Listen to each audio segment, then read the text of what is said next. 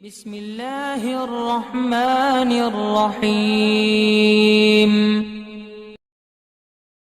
وعلیکم السلام ورحمۃ اللہ۔ محمد صابر صاحب سعودی سے پوچھتے ہیں کہ میری بچی کا سوال یہ ہے، روزہ کیوں رکھتے ہیں، عید کیوں مناتے ہیں؟ اور اس پر میں نے کچھ علماء کے بیان دیے لیکن اسے اطمینان نہیں ہوا۔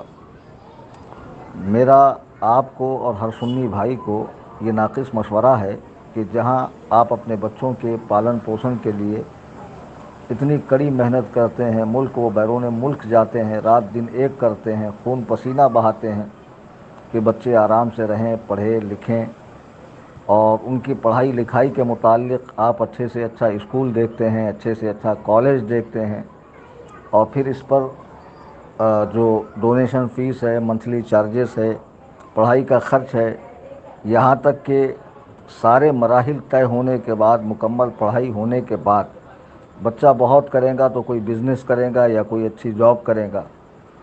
تو پورا خلاصہ یہی ہوا اس تعلیم کا کہ دنیا حاصل ہوتی ہے، اس سے زیادہ کچھ نہیں۔ نہ یہ تعلیم قبر کی منازل میں کام آئیں گی، نہ آخرت کی سختیوں میں کام دیں گی، نہ اللہ کے حضور کامیاب و کامران کریں گی۔ کوئی بھی عالم آپ کو دنیاوی تعلیم کے لیے، دنیاوی ایجوکیشن کے لیے روکتا نہیں ہے۔ ہم بس اتنی گزارش کرتے ہیں کہ جہاں دنیا پہ اتنا فوکس کیا ہے آپ نے، دین پر بھی تو دھیان دیں۔ ایسا نہ ہو کہ باپ کا جنازہ پڑا ہوا ہے اور بیٹے کو جنازہ پڑھنے کا طریقہ تک نہیں معلوم ہے، آس پاس میں دیکھ رہا ہے کہ ہاتھ چھوڑنا ہے کہ ہاتھ باندھنا ہے کہ کیا کرنا ہے۔ خدا را بچوں کو دین سے اتنا غافل نہ رکھیں۔ اور یہ جو کالج اور اسکول کے اندر کفریہ شرکیہ پرے کروایا جاتا ہے، تو بہت مرتبہ تو اس سے والدین کا ایمان تک چلا جاتا ہے۔ تو گھر میں اگر دینی تعلیم کا ماحول ہوگا اور بچپن سے بچوں کو دینی ذہن بنایا جائے گا تو وہ اسکول اور کالج میں بھی محتاط رہیں گے اور بری سنگت اور صحبت سے بھی بچیں گے۔ تو خدا را جہاں آپ تعلیم پر اتنا خرچ کرتے ہیں اور بہتر سے بہتر ٹیوشن لگاتے ہیں، ایک اچھے استاذ کو مقرر کر کے اچھی تنخواہ دے کر بچوں کی دینی تربیت کریں۔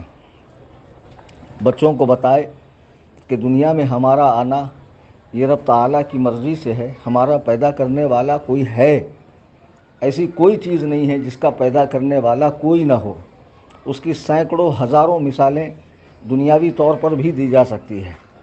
تو جب ہمارا خالق ہے، مالک ہے، اس نے ہمیں پیدا کیا ہے، تو ظاہر سی بات ہے کہ جو پیدا کر رہا ہے مرضی بھی اسی کی چلیں گی، حکم بھی اسی کا چلے گا، اور اسی کا حکم ہم کو ماننا ہے۔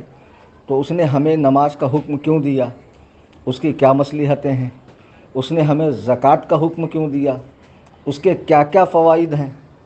اس نے ہمیں اعتکاف کا حکم کیوں دیا، اس کے کیا کیا فوائد ہیں؟ اس نے ہمیں روزہ رکھنے کے لیے کیوں کہا، اس کے سائنسی فوائد بھی ہے، اور اسے آج سائنس نے تسلیم کیا ہے کہ اتنی دیر بھوکا رہنے سے انسان کا جہاں ویٹ لاس ہوتا ہے، اس کا فیٹ کم ہوتا ہے، جہاں اس کا جسمانی جو نظام ہے، اندرونی بنا ہوا سسٹم، وہ صحیح طور پر کام کرتا ہے، اس کے اندر بہت ساری جو ہے صلاحیتیں پیدا ہوتی ہے، وہاں روحانی فوائد بھی ہے کہ گناہ سے بندہ باز آتا ہے، پھر یہ کہ اسے دوسروں کی بھوک پیاس کا احساس ہوتا ہے، غربا کی امداد کا جذبہ جاگتا ہے۔ یہ سارے فوائد سمجھائیں، اور پھر جب ایک ماہ بندہ اللہ تعالیٰ کی اطاعت اور کامل بندگی میں گزارتا ہے تو انعام کے طور پر، خوشی کے طور پر عید رکھی گئی ہے۔